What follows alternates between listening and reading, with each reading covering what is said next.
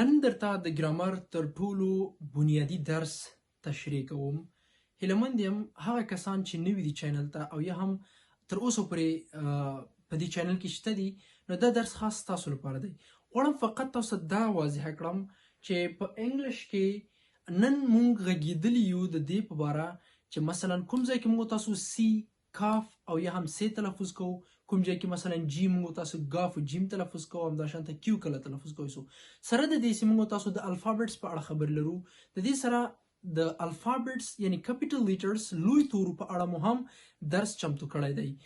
مخکې د درس شروع کړو له تاسو ټول څخه نړۍ مننه چې له مونږ سره په چینل کې او ډیره مننه د هغو کسانو څخه چې له مونږ سره خپل مثبت کمنټونه شریکوي.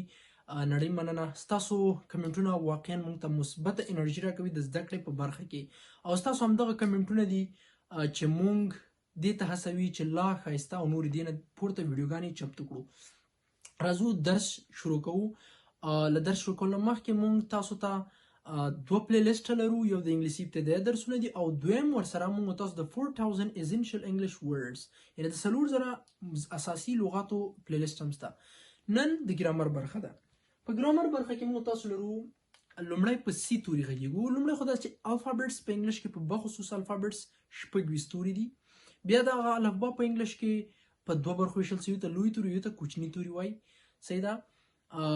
نن موږ دا وایو چې کله په کوم ځای کې موږ تاسو د سی توری چې لومړنی په دې باندې بحث لرو. سی توری په انګلیش کې دوه معنا لري، د سی او د کاف په معنا سره راتلی شي. صحیح ده. دوه معنا لري، سی او کاف. کله به موږ تاسو دغه سی په انګلیش کې بیا دې ته چې وایي چې کله سی تلفظ کېږي ته وایي سافټ سی یعنی نرمه سی. صحیح ده. نو کله به موږ تاسو دغه سی سافټ سی تلفظ کوئ، نرمه سی به تلفظ کوو. په یاد ولرئ، ګورئ تختې ته کتل نه بغیر کله هم چې د سی توري نه وروسته ورپسې یا ای راسي یا آ یا وای له دغه دریو تورو څخه یوې هم راشي، موږ تاسو به دا چې تلفظ کوو سی تلفظ کوو. صحیح ده.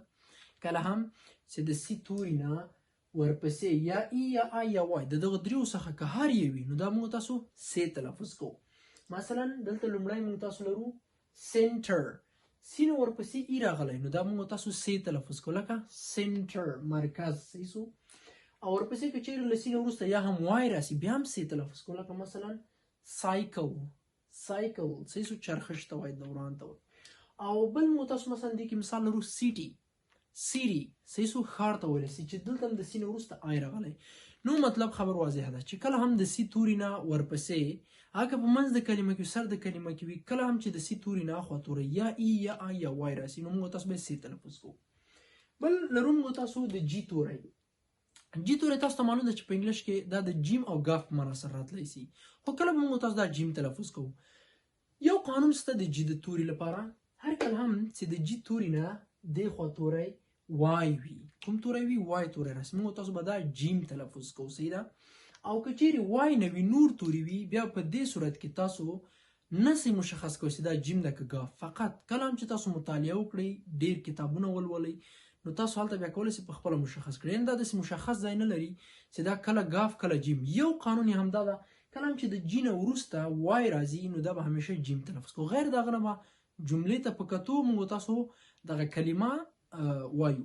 مثلا په مثال کې موږ تاسو لرو انرژي. انرژي دا انرژي ته ویلی سي، نو د جی توري نه دې خوا توری وای ده، همیشه به دا تاسو جیم تلفظ کوئ. انرژي. صحیح سو. همداشانته بیولوژي، د جی نه ورپسې دې خوا وای ده، نو دا به جیم تلفظ کوو.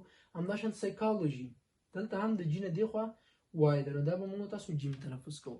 هر کله چې د جی توري نه دې خواته توری وای وي، دا به موږ تاسو جیم تلفظ کوو. غیر د هغه به موږ تاسو کلمې ته ګورو، د کلمې په مطابق موږ تاسو پروننسیشن پې اچو. او یو د کیو توري خبر ده. موږ تاسو کیو توری دوه معنا لري، کاف او قاف معنا ورکوي. په انګلیش لغاتونو کې صحیح سو، په انګلیش کلمو کې چې کوم کیو کارول سي هغه به کاف تلفظ کوو. کوم چې په پښتو کې نومونه لیکو مثلا قاف راځي، هغه به تاسو همیشه دپاره کیو نه کار اخلئ. صحیح ده. ځکه دا شاید زیاترو سره پوښتنه پیدا سي په دې باندې. نو د کیو توری هم د کاف هم قاف معنا ورکوي. کله هم چې په انګلیش کې یو کلمه راځي مثلا کوین. کوین ملکه یا هم پادشاه، ښځې پادشاه ته موږ تاسو وایي کوین، نو دلته به دا کیو تاسو کاف تلفظ کوئ. اما که چیرې په پښتو نومونو کې تاسو د قاف توري سره مخ کېږي، لکه مثلا موږ تاسو ته مثال ورکړی قرآن، نو تا په کیو لیکي، یا هم مثلا ته لیکي قاری په کیو باندې به لیکي، کیو د قاف معنا ورکوي، یا هم مثلا لیکي قدیم یا هم قریشي، نو دا ټول په کیو لیکل کې. اما که چیرې په انګلیش نومونو کې راځي بیا به ته انګلیش لغاتونه راځي کیو د کاف معنا سره تللی شي. دا بل څه دي، دا بیا وروسته ورته وایم. اوس راځو موږ تاسو ته کیپیټل لیټر یوزیجز.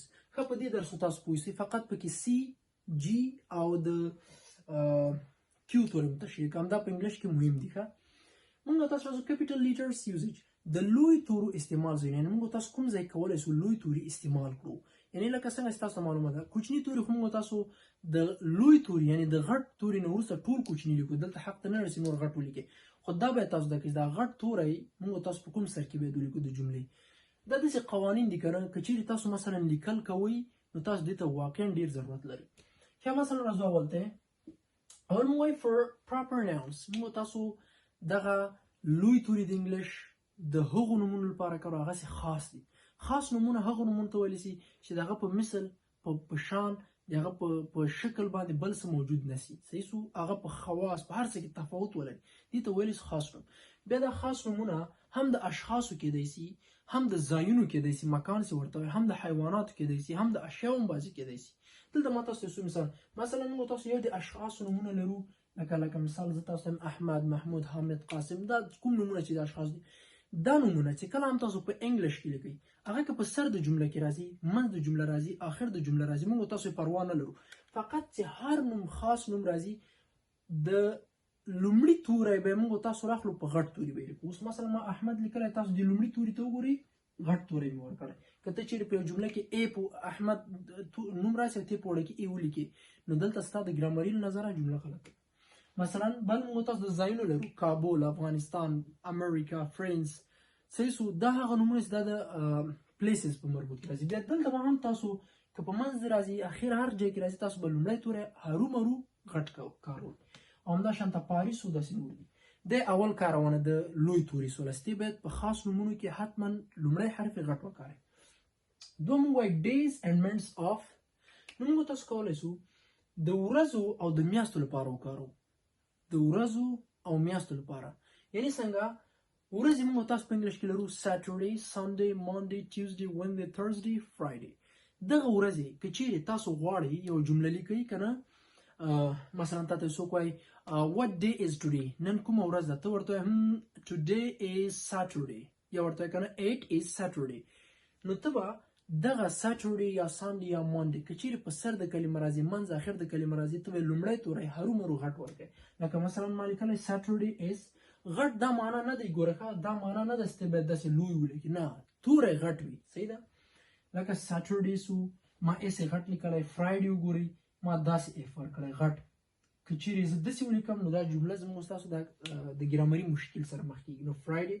همداشانته که چیرې میاشتې راځي، جنوري، فبروري، مارچ، اپریل، می، جون، جولای، اګست، سپتمبر، اکتوبر، نومبر، ډسمبر، دا هغه میاشتې چې د کال په میاشتې دي.